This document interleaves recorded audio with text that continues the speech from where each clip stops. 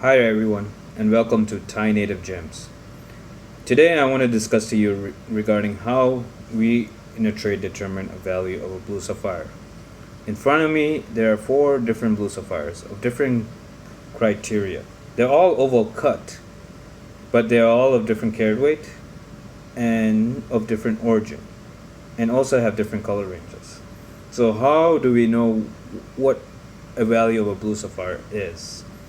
So in today's discussion, I actually want to go through the thought process I usually go and look at when I want to determine a blue sapphire, and want to share to you that experience. So I myself had devised a criteria of determining blue sapphires, called six criteria, called 4C's plus OT. The 4C's are color, clarity, carat weight, and cut. And the OT is the origin of where the blue sapphire is from, and the T is the treatment level the blue sapphire has gone through. So certain origins will demand a higher premium price. Certain levels of treatment, the less treatment, like unheated, demand a more premium price. And color is a very big factor in color gemstones. And finally, even carat weight and clarity we also have to look at. So to explain to you, I believe I should just go on and explain to you each of these four stones and their value, so you can start to get an idea and understanding of how we determine these stones. Also, before looking at color for blue sapphires, I do recommend looking at your setting and making sure that you have natural sunlight or a neutral daylight light setting.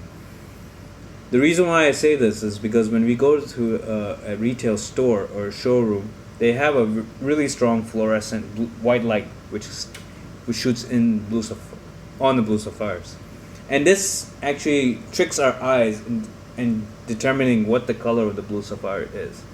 So I recommend before you buy your engagement ring or anniversary ring to walk out with your blue sapphire in a natural sunlight, or to tell them to have a more neutral light setting without the spotlight, so you could actually look at it and make a better judgment in the color, because this is definitely one of the biggest factor in how much a blue sapphire should cost. So let me start with this right stone right here. This first stone right here is a 1.96 carat dark blue sapphire. In a trade, they will call it a royal blue, but it does have not a uniform color. It has some slight color zoning, and it has been heat treated. The origin of this blue sapphire, I cannot tell you exactly, because it is one of my grandfather's really old stock 30 years ago, but I am assuming it's Thailand actually. Because of that origin, and not having any more Thai stones being produced in the market now, but having the color zoning and pretty dark color, the cost of this and the weight slightly below the 2 carat range, the cost for this blue sapphire will be around 1,500 for the piece. The second stone here is what I consider my favorite stone from the three of here in terms of color, is a cornflower blue sapphire from Madagascar. This stone has been heat treated, so it is one level lower than the unheated. But because of its open color, nice vivid look, slight window, so the cut is not perfect,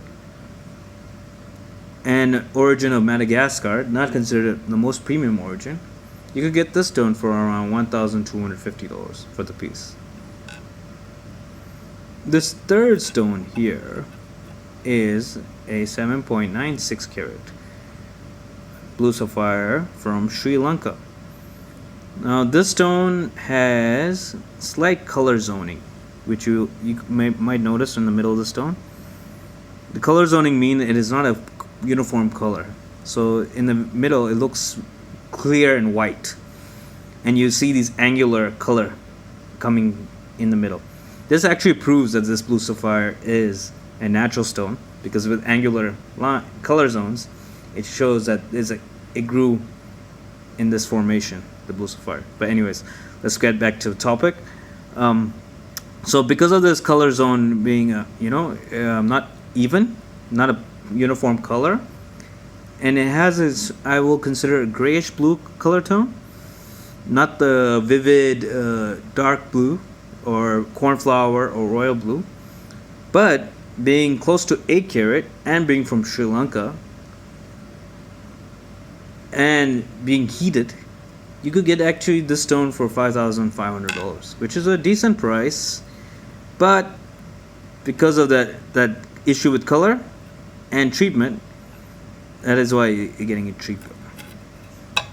And finally, right here, there we have right here is the biggest stone of all the three. This is actually a 10.03 carat blue sapphire from Sri Lanka. This stone is in fact actually unheated.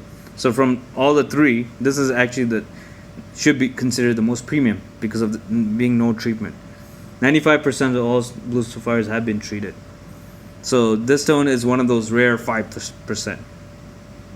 The only flaw with this stone is that the dominant color is not blue. It is actually violet blue.